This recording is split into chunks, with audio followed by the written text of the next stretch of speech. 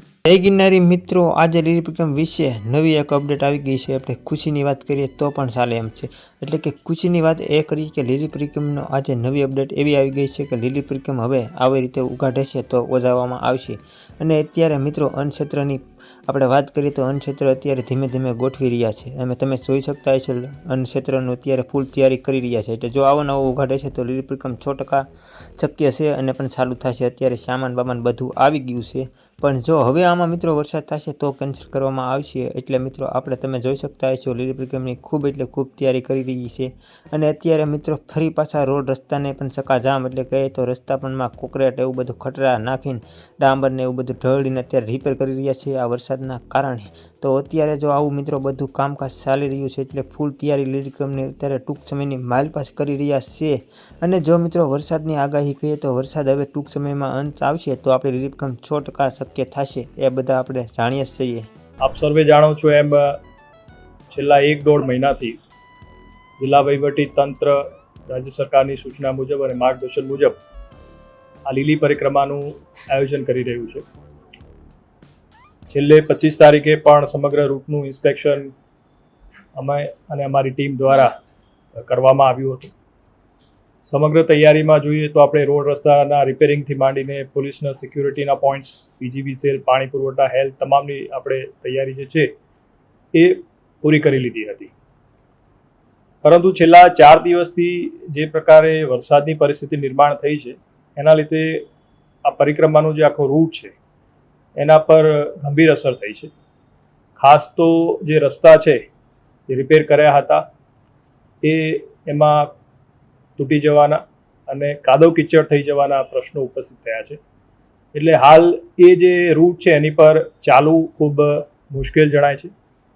સાથે સાથે એ રસ્તા ઉપર વ્હીકલ લઈ જવાનું પણ ખૂબ મુશ્કેલી જણાઈ રહી છે. અને આથી વન વિભાગ દ્વારા પણ જે અન્નક્ષેત્રો છે એમને પણ ખાસ અપીલ કરી છે કે 30 તારીખ સુધી કોઈ પણ અન્નક્ષેત્રોના જે વ્હીકલ છે એ અંદર જઈ શકે તેમ ન હોય, એટલે એમને ત્યાં અંદર વ્હીકલ ન લઈ જવા માટેની સૂચના પણ એમને અપાઈ છે. હવે આ પરિસ્થિતિ જ્યારે છે જેમાં ચાલવું ખૂબ મુશ્કેલ બનતું હોય તો આપના મારફતે મારે આગામી પરિક્રમામાં જે ભાવિકો આવવા માટેનું આયોજન કરી રહ્યા છે એમને ખાસ વિનંતી છે કે આપની જે આયોજન છે એ આગામી 30-31 તારીખે જિલ્લામાં ભારે વરસાદની પરિસ્થિતિને ધ્યાને લઈ અને એ પ્લાન બાબતે જરૂરી વિચારણા કરવી અને આ પરિસ્થિતિ છે ભારે વરસાદની એ ધ્યાને લઈ અને જરૂરી આયોજન કરવું. અમારી જે ટીમ છે અત્યારે તંત્રની એ સતત પરિસ્થિતિ પર મોનિટરિંગ કરી છે. અંદર પણ અમારા જે કર્મચારીઓ છે એમના તરફથી પણ સતત ફીડબેક મળી રહ્યા છે.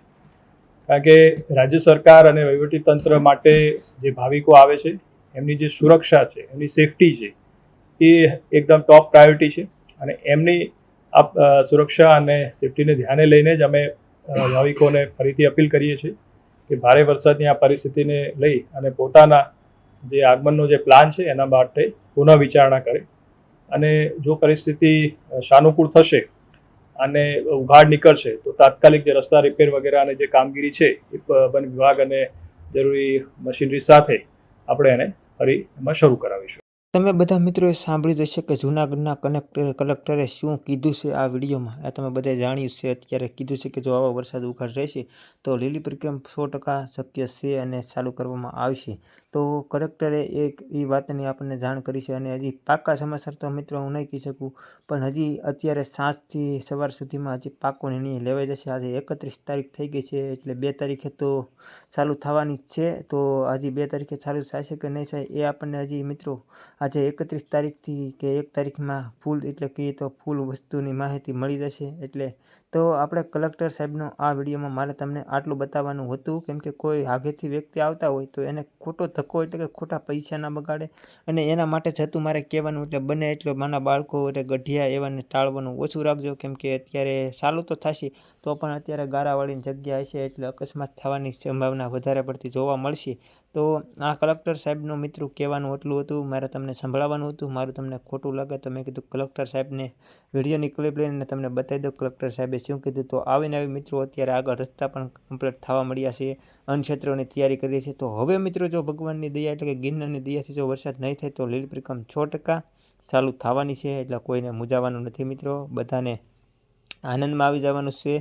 કેમ કે તમે બધા નિરાશ થઈ ગયા હતા, લીલી પરિક્રમા બંધ રહેશે એવી રીતે એવો એક ઘમંડ ગળી જતો આપણા મગજમાં બધાને, પણ આ બધી ગિરનારી હવે ચાલુ કરાવશે એવું લાગી રહ્યું છે મિત્રો. તો ગિરનારથી આપણે દયા છે તો લીલી પરિક્રમા 6% ચાલુ થવાની છે, પણ જો હવે વરસાદ નહીં થાય તો આગળ તમે વિડીયોમાં જોયું છે રસ્તા બધા રિપોર્ટિંગ કરે. તો આજનો વિડીયો મિત્રો આપણો બસ અહીંયા સુધી જ હતો. લીલી પરિક્રમાની અપડેટ હું તમને રોજ એટલે રોજ આપતો રહીશ. ચેનલમાં નવો હોય તો લાઇક, શેર, સબસ્ક્રાઈબ અને કોમેન્ટ કરી નાખશો. તો મળીશું કાલની નવી અપડેટ સાથે. ત્યાં સુધી બધાને જય ગિરનારી.